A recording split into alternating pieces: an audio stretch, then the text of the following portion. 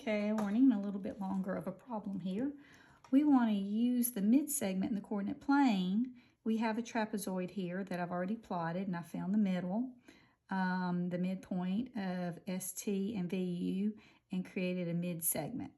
And they're asking us for the length of that mid-segment. Well, we know that to get this, we have to add SV and TU together and divide by 2. But I can't just count them because they're slanted. If they were horizontal or vertical, I could just count them. I'm going to have to use the distance formula on both of them. So let's start with SV. And if we make a template, that will ensure that we don't forget there are minuses in the formula. So I like the template. So the S and the V is this one and this one. I could call this X1, Y1, and this X2, Y2. So my X2 and X1 would be 2 and 0. And my Y2 and Y1 would be 2 and 6.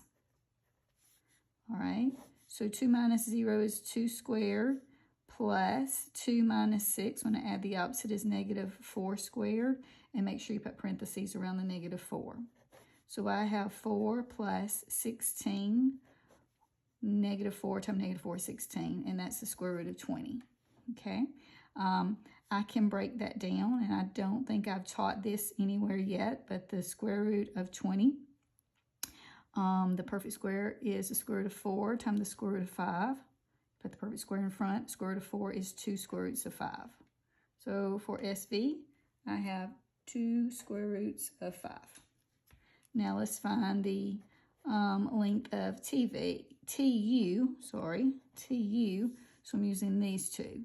You can call this one X1, Y1, you can call this one X2, Y2, and let's do the template again.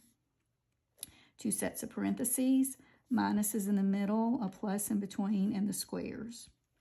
Okay, so that would be 12 and 8.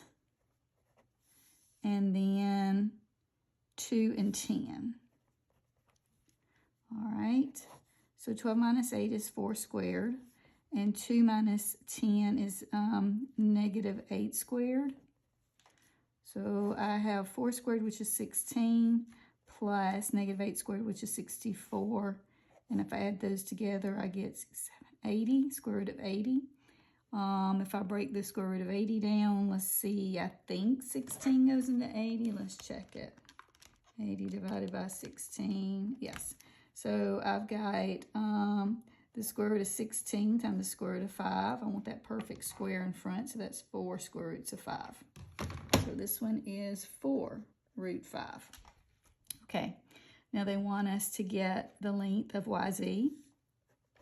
So YZ equals half of the SV, which is 2 root 5, added to the TU, which is 4 root 5.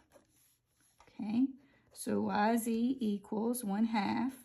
Since the radicands are the same, I get to add the 2 and 4 together. That's 6 root 5. So I've got half of 6 root 5. If I divide 6 by 2, I'll have 3. So YZ equals 3 root 5. 3 root 5.